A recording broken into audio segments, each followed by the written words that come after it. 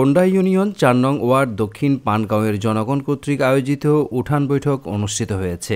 বৈঠকটি অনুষ্ঠিত হয় দক্ষিণ পানগাঁও ঈদগাঁও মাঠে। এতে প্রধান অতিথি হিসেবে উপস্থিত ছিলেন দক্ষিণ কেরানীগঞ্জ থানা বিএনপির সভাপতি অ্যাডভোকেট নিপুণ রায় চৌধুরী। এ সময় তিনি বিএনপির ভারপ্রাপ্ত চেয়ারম্যান তারেক রহমানের ৩১ দফা বাস্তবায়নের বিষয়ে কথা বলেন। বাংলাদেশ জাতীয়তাবাদী দল বিএনপি ঘোষিত ১৩ই জুলাই রাষ্ট্র কাঠামো মেরামতের ৩১ দফা জাতির উদ্দেশ্যে ঘোষণা করেছিলেন দেশনায়ক জনাব তারেক রহমান। ইতিপূর্বে আমি আপনাদের মাঝে এই ৩১ দফা নিয়ে বিস্তর আলোচনা করেছি বিশাল বিশাল প্রোগ্রামের মাধ্যমে। অনেক বড় বড় প্রোগ্রাম আছে, এই মাঠেই আমরা প্রোগ্রাম করেছি, তাই না, এই ৩১ দফা নিয়ে। তো আপনারা সকলেই জানেন এই ৩১ দফায় হচ্ছে আগামী দিনে রাষ্ট্রকে সুন্দরভাবে মেরামত করে জনগণের রাষ্ট্র জনগণের হাতে পৌঁছে দেওয়ার একটা সনদ। ইনশাআল্লাহ আগামী দিনে বাংলাদেশের জনগণের ভোটে আমাদের নেতা গণতন্ত্রের মানুষ পুত্র দেশনায়ক জনাব তারেক রহমান আগামী দিনে বাংলাদেশের প্রধানমন্ত্রী হয়ে রাষ্ট্র পরিচালনা করবেন। কি আপনারা হাত শক্তিশালী করতে পারবেন না? আমার নেতার হাত শক্তিশালী করতে পারবেন না? তারেক রহমানের হাতকে অলঙ্কিত করতে পারবেন না? ইনশাআল্লাহ। কোন্ডা ইউনিয়নের জনসাধারণের পক্ষে এলাকার দুঃখ দুর্দশার কথা তুলে ধরে দক্ষিণ কেরানীগঞ্জ থানা বিএনপি নির্বাহী সদস্য আলহাজ মোহাম্মদ জাকির হোসেন বলেন, সম্পদের বাইরা বিগত দিনে যখন বলেছে দাদা আপনি এখানে ঈদগাহ মাঠ করছেন, আমাদের তো পূজা মণ্ডপের জায়গা নাই, স্ব-উদ্যোগে সরকারি অনুদান ছাড়া আপনাদের ওই জায়গা আধুনিকায়ন উন্নয়ন করেছি কিনা বলেন? এই ছেলেপালা যাওয়ার রাস্তা নাই, কোনো রাস্তা নাই। বিগত দিনে যেহেতু ওখানে আমরা ইটের ভাটা চালাই, আমি স্ব-উদ্যোগে পায়খানা প্রস্তাব খাল বিল শেষ করে বিএনপির উদ্যোগে বিএনপির নামের জন্য সেই রাস্তা আমি যতটুকু পারেছি করেছি। এবং আওয়ামী লীগের লোকেরা তখন তারা একটা বাধার সৃষ্টি করেছে যে না এই রাস্তা উনি করবে কেন, আমরা করবো এবং আমাদের নাম হবে, ওনার রাস্তা বন্ধ করেন। এবং ওই যে বন্ধ হয়েছে দিদি, সেটা বন্ধই হয়েছে। আপনারা যারা বাগের অঞ্চলে আছেন বলেন, অপুর বাবা আপনারা যত আছেন ওই রাস্তা আমরা করেছি কিনা? করেছি কিনা? ওই রাস্তা করেছি।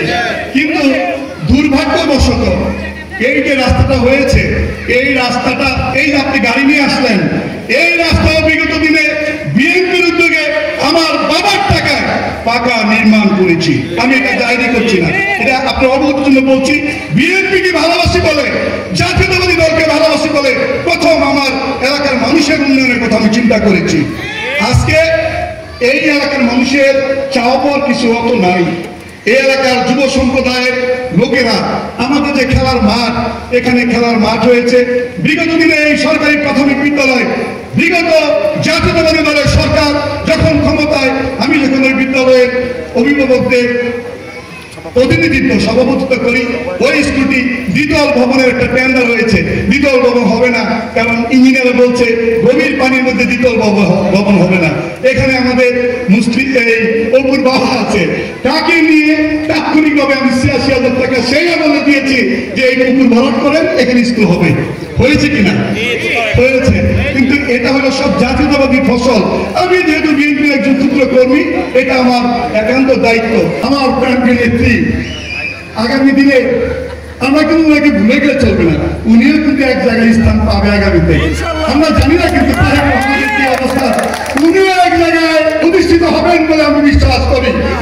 সেটা আমার তারুণ্যের অহংকার তারেক রহমান কর্মীর যদি মূল্যায়ন করেন, মেধার যদি মূল্যায়ন করেন, অত্যাচার নিপীড়ন সহ্য করার জন্য যদি মূল্যায়ন করেন, নিশ্চয়ই ওনাকে হয় কোথাও নমিনেশন দিবেন, নতুবা ওনাকে সংসদে বসার একটি আসন দিবেন।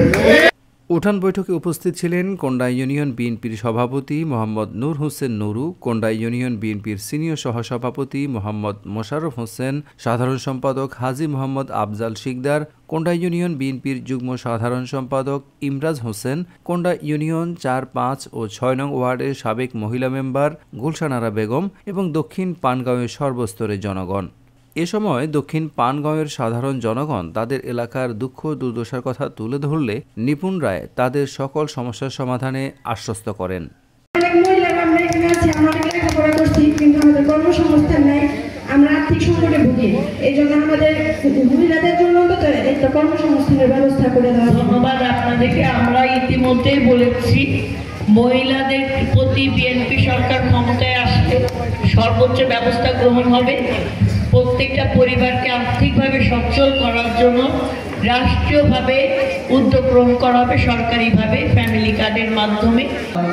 এরা এলাকার সবারই দাবি, আমি মনে করি আমার যে ব্যক্তিগতভাবে আমাদের এলাকায় ভালো একটি খেলার মাঠ নাই। প্রথমত যেখানে উন্নয়নের প্রথম চাবিকাঠি মানসিক বিকাশের জন্য প্রত্যেকটা নাগরিকের সুযোগ সুবিধা এবং বেড়ে ওঠার জন্য যে খেলার মাঠ, সেই মাঠটাই নাই। মাঠ এলাকার গরিব মানুষ খুব দুঃখী আছি। আওয়ামী লীগ সরকার বিগত আমলে ভারতের সঙ্গে চুক্তি কইরা ওই কাঠ মিটার দিচ্ছে আমাদের গরিবদের। পকেটে টাকা নাই, কারেন্ট চলে যায়, গরমে ঘুমাইতে পারি না, বহুত কষ্ট হয়, ঠিক না কি? এই কাঠ মিটার আমরা চাই না। যদি নিপুণ দিদি আমাকে বিল মিটার দেয় আমাকে একটা উপকার হয়। দেখে আমরা সরজমিনে ভিজিট করার জন্য উপজেলা প্রকৌশলীকে দায়িত্ব দিয়েছিলাম এবং তিনি সরজমিনে এসে মাঠ মানে রাস্তার দৈর্ঘ্য প্রস্থ সব মেপে নিয়ে গিয়েছে, তাই না? এবং এই প্রজেক্টটা অলরেডি জমা দেওয়া আছে। খেলার মাঠের ব্যাপার আমরা উদ্যোগ গ্রহণ করব এবং একটা সরকারি মাঠ আছে, ওটা ভরাটের প্রয়োজন। আগামী দিনে বিএনপি ক্ষমতা আসলে ইনশাআল্লাহ আমরা উদ্যোগ গ্রহণ করব। আমি আর একটা কথা বলি, এটা তো আপনারা সবাই একটু নলেজে রাখেন। কোন্ডা ইউনিয়নে আমাদের যে কটা স্কুল, বিশেষ করে বয়েজ স্কুলগুলো আর গার্লস স্কুল, স্কুলের অবস্থার উপর ডিপেন্ড করে আপনার স্কুলের নাম এবং কতজন শিক্ষার্থী ওই স্কুলে অধ্যয়নরত আছে এই তালিকাটা আপনারা আমাকে আগামী 4-5 দিনের মধ্যে দেবেন। প্রত্যেকটা স্কুলের আমি বাফুফের পক্ষ থেকে সুপারিশের মাধ্যমে সম্মানিত সভাপতির সাথে আমি ইতিমধ্যে কথা বলেছি, জনাব তাবিদাওয়ালের সাথে, এবং তিনি ইচ্ছা পোষণ করেছেন আমাদের এই শিক্ষার্থীদের জন্য তিনি ফুটবল উপহার দিবেন।